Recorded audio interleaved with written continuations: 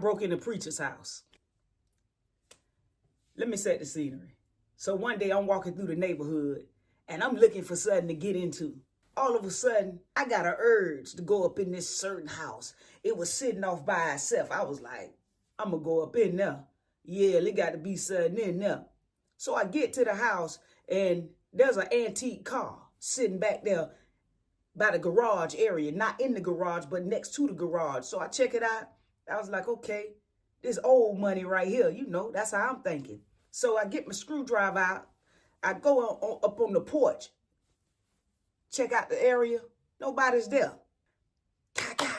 Get inside. I got my book bag on my back because I was supposed to been going to school. I started walking through the house and everything. So I'm checking it out. Now inside the house, it kind of looked like it's real old and don't look like a lot of money. Now the outside, it look okay. It's straight. But inside, you could tell there wasn't much in here. So I was like, okay, ain't much in here. I'm just walking and on the kitchen table, there's a box.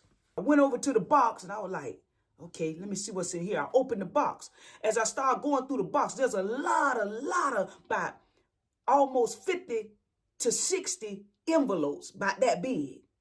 And the envelopes are like white with, I forgot what the writing said, but I know it said insurance. It was something to do with insurance money. Inside every envelope was a $50 bill.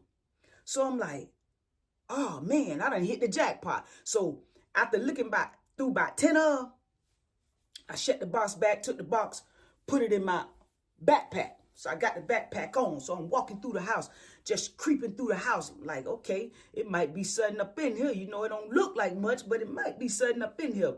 I didn't hit every room because it was the smell of urine in the house. So I ain't really want to be in it too long. So I just looked around real quick. So I turned around. I said, okay, let me get up out of here. As I'm walking out, I hear, ugh. So I'm like, okay, that must be coming outside. Let me peep outside before I walk out here. I look out. There's a man down the road. He just mowing the yard. So you can hear the, you can hear the weed eaters. So I'm like, nah, okay, he down there. The noise started getting closer, but it was a faint noise. I heard it again. So I'm like, dang, is it an animal in here or something? So I started tipping. And I went to tiptoeing down the hall. So I was like, dang. So I'm looking at the rooms, but I ain't touching them.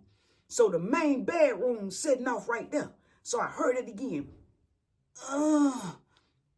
So I tipped over there.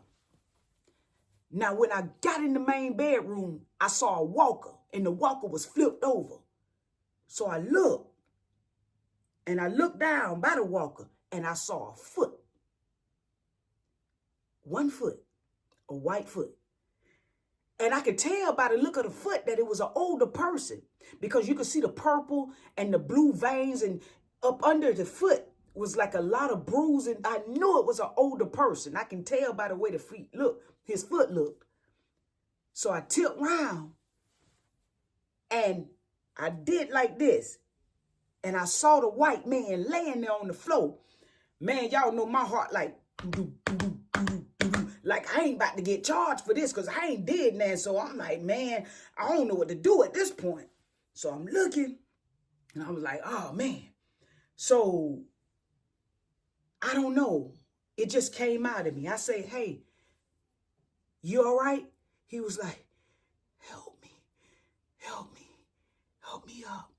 And I was like, oh, man. I said, okay, Lord.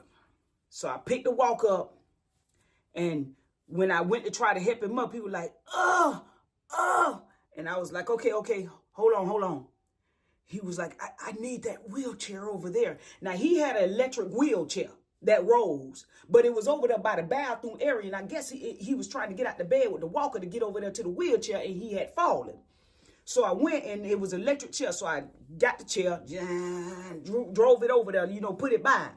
So I went back down to help him. He put his hand on the wheelchair, and I had the other hand, so I braced myself. And, I pulled him up, helped pull him up. So when I pulled him up, he sat in the chair and everything. I'm just talking to him, so he ain't really questioning me or nothing. He ain't asking me nothing. He just thanking God that I done helped him up. As I'm talking to him, I'm like, you all right? You need me to call somebody?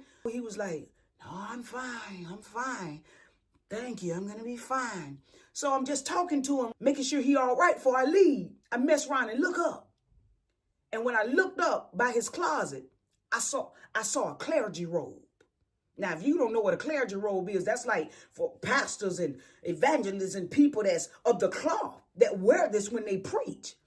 I started inquiring about the clergy robe. So I'm looking at it, and I'm like, I say, you a pastor? And he began to tell me his story. He say, I used to preach. I had a church. I had 2 churches. I was an overseer of 2 churches. And the man just began to talk to me. And as he began to talk to me, his strength was being renewed. I'm talking about, he was talking with power when he started talking about God.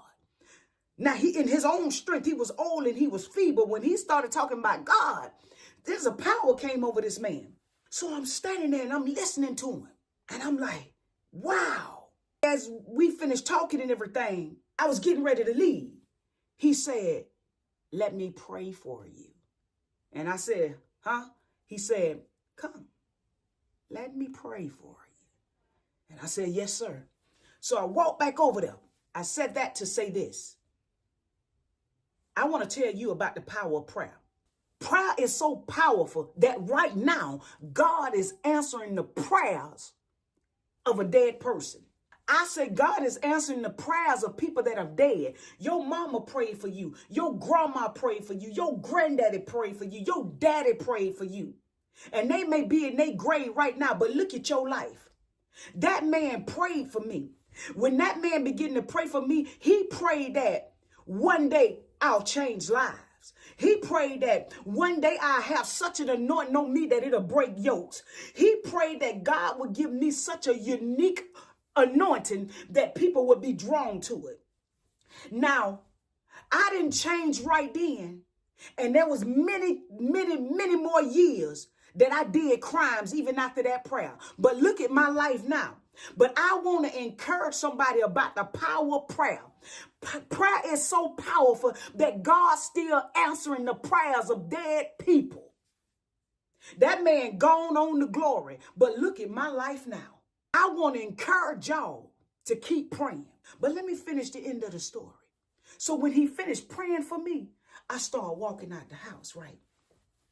But there was something in my spirit that was unsettled, and I didn't understand what it was. As I'm walking, I'm like, okay, am I missing something, God? So I'm talking to God like, God, why am I feeling, what's the conviction? I couldn't figure it out. As I was getting near to open the door, I heard God say, put the insurance money back. And I froze. I whipped that book bag around so fast, took that box out, tipped back to that table because he was still in the room. And I set that box back down on that table, turned my little behind around, and went out that door and shut that door. I sure did. But listen, I want to encourage you to keep praying. Keep praying for your children. Keep praying for your grandchildren. Keep praying for your life. Keep praying for your husband and keep praying for your wife because God do answer prayers. God is still answering the prayers of dead people right now. In Romans 10:1, Paul prayed for our salvation. In Romans 15:5-6, Paul prayed for our harmony and sympathy towards one another. In 1 Corinthians 16:23, Paul prayed for God's mercy over our lives.